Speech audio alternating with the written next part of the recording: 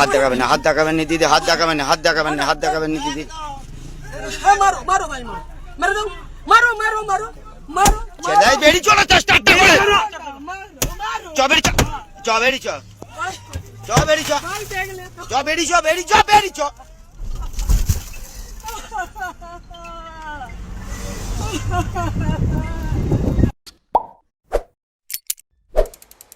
নমস্কার বন্ধুরা, আপনারা দেখছেন পারফেক্ট পলিটিক্স, সাদা বাংলায় রাজনীতির কথা। বন্ধুরা, যখন শেষ দফার প্রচারের শেষ সময়, ঠিক সেই সময়ই তৃণমূল সাংসদ মিতালি বাগের উপরে হামলা, মিতালি বাগের গাড়িতে হামলা, মিতালি বাগের গাড়িতে বাস দিয়ে আক্রমণ এবং যথারীতি অভিযোগের তীর বিজেপির দিকে।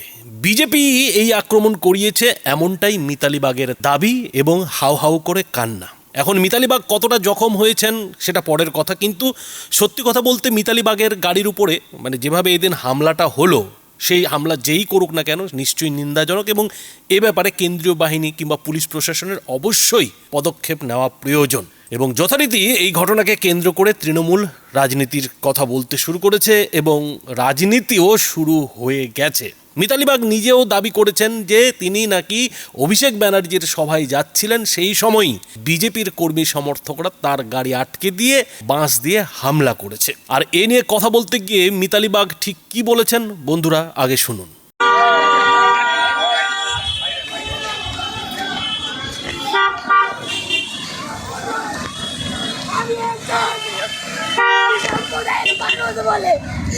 আমি প্রতিবাদ করে বলে একজন মহিলাকে কিভাবে নির্যাতন, একজন মহিলার উপর যত বিজেপির বাইরে থেকে নেতাগুলো এসে আমার কাজ, আমার এখানে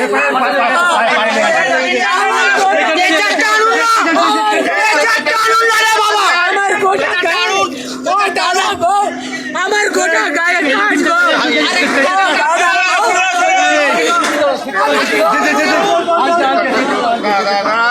গোটা শরীরে আমার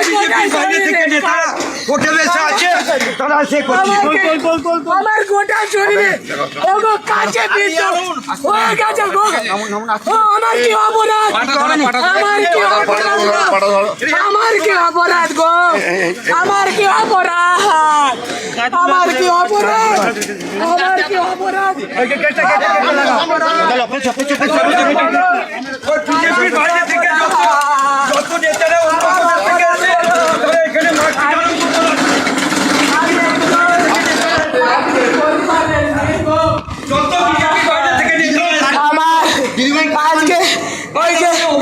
দাদা আজকে আমার অভিষেকদার মিটিংয়ে আমি আসছিলাম গো, সেই মিটিংটা বানচাল করার জন্যে যেখানে নির্বাচনী কার্যালয় হয়েছে গোঘাটে, গোঘাটে নির্বাচনী কার্যালয়, প্রশান্ত দিগারের নির্বাচনী কার্যালয়ের সামনে বন্দুক, গোলা বারুদ, বড় বড় ইট কাঠ পাথর এসে গাড়িটাকে সামনে দাঁড় করিয়ে দিয়ে একবারে অহেতুক একটা বিজেপির গাড়িকে তারা সামনে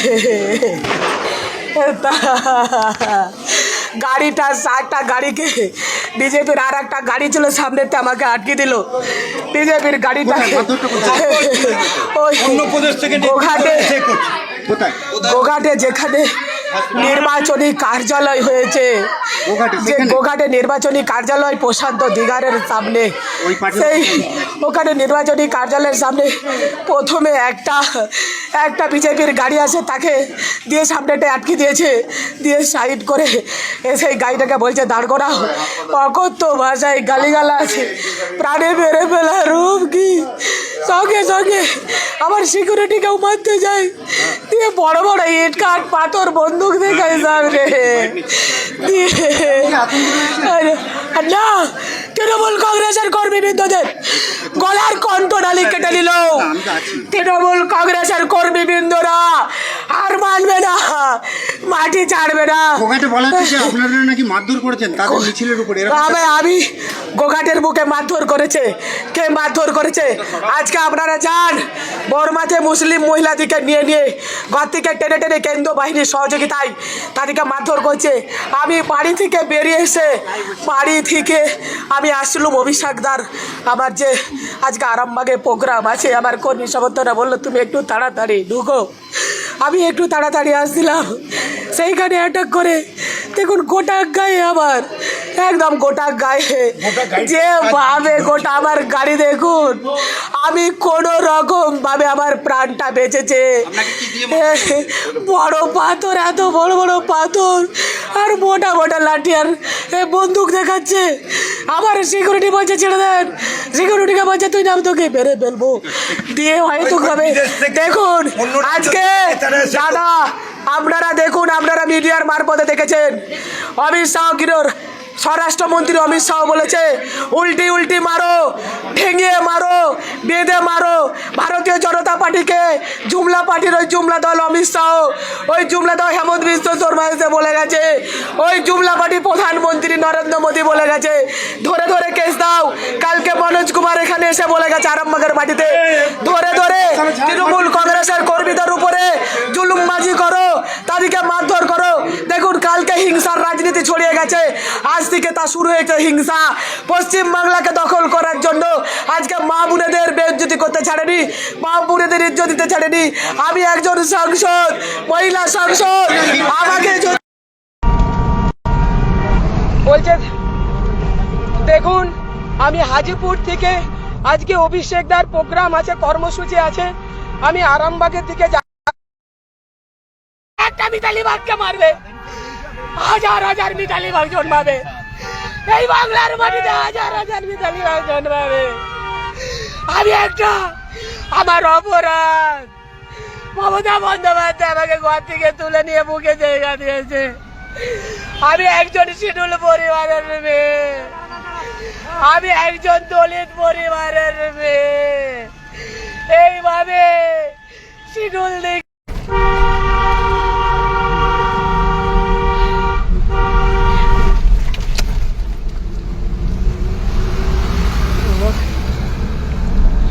দেখুন আমি বাড়ি থেকে বেরিয়ে আজকে অভিষেকদার প্রোগ্রাম আছে আরামবাগে আমি যাচ্ছিলাম, কিভাবে দেখুন কিভাবে বিজেপি দুষ্কৃতীরা তা গোঘাটের বুকেতে দাঁড়িয়ে কিভাবে গাড়িটাকে ভাঙচুর করেছে। দেখুন একাধিক মানুষ, দেখুন সব দিকে কিভাবে, একজন মহিলাকে এখন ভোট শুরু হয়নি দেখতে পাচ্ছেন আপনারা, দেখুন কিভাবে কণ্ঠরোধ করা হচ্ছে, দেখুন কিভাবে কাঁচ গোটা গায়ে কাঁচ লেগেছে, কিভাবে কাঁচে ভর্তি হয়ে রয়েছে, একটা জায়গা একটা পরিষ্কার রাখেনি, সবকে ভেঙেছে।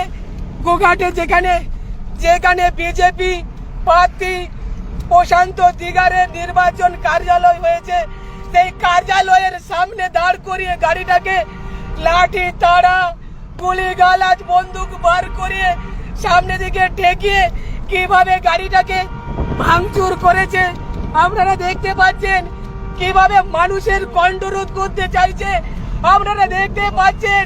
গোঘাটের মানুষকে বলবো, আরামবাগের মানুষকে বলবো, এইভাবে মহিলাদের যেভাবে নির্যাতন শুরু হয়েছে আপনারা মা বোনেরা তো বন্ধুরা শুনলেন মিতালি বাগ হাউ হাউ করে কাঁদছেন আর হাসপাতালের বেডে শুয়ে তিনি কি বলছেন যে বিজেপি এই আক্রমণ করেছে, বিজেপি তার গাড়িকে দাঁড় করিয়ে বাস দিয়ে বাড়ি মেরে গাড়ির কাঁচ ভেঙে দিয়েছে এবং সেই কাঁচ নাকি তার শরীরে পুরোপুরিভাবে গিয়ে বিঁধে গেছে। এখন সেই কাঁচ কতটা বিঁধেছে সেটা ডাক্তারবাবুরাই বলতে পারবেন, তবে এই ঘটনা একটা নতুন প্রশ্নের জন্ম দিচ্ছে। আর সেই প্রশ্নটা হচ্ছে যে বিজেপি কি তাহলে এবার পাল্টা দেওয়া শুরু করলো, বিজেপি কি তাহলে এবার বদলা নেওয়া শুরু করে দিল?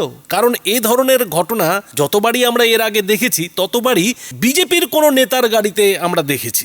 বিজেপির নেতার গাড়িতে এই ধরনের হামলা তৃণমূলের কর্মী কিংবা তৃণমূলের আশ্রিত গুন্ডারা করেছে, কিন্তু দ্বিতীয় দফার ভোটের ঠিক আগে ব্যাপারটা ঠিক যেন উল্টে গেছে। এরই মধ্যে যেন উল্টো খেলা শুরু হয়ে গেছে।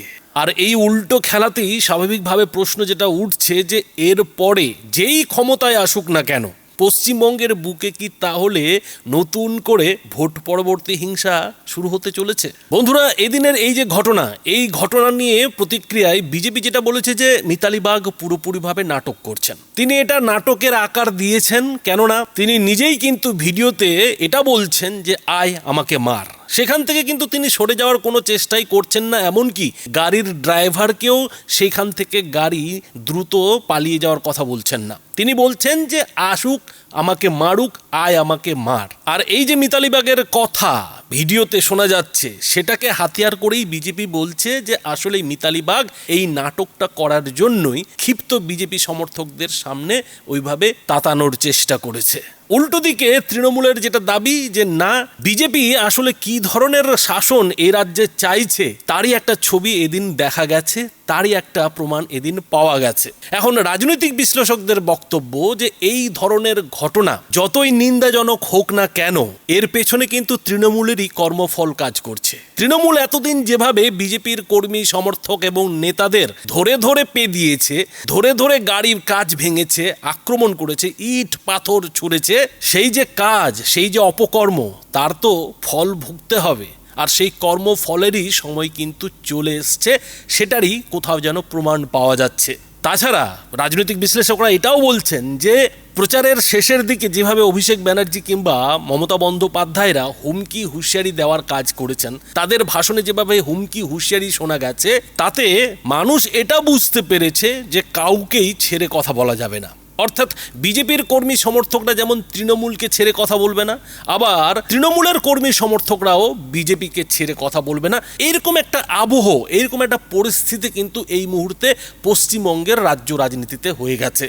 ফলে ভোটের পরে যে ভোট পরবর্তী হিংসার একটা আশঙ্কা বঙ্গ রাজনীতিতে দেখা যাচ্ছে, তারই কোথাও যেন একটা শুরুয়াত এদিন হয়ে গেছে বলে কিন্তু রাজনৈতিক বিশ্লেষকরা মনে করছেন।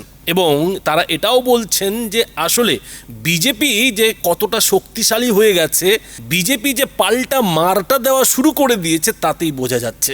ফলে এই দিনের ঘটনার যে জের, সেই ঘটনার জের কোথায় গিয়ে দাঁড়ায় সেটা বন্ধুরা কিন্তু দেখার।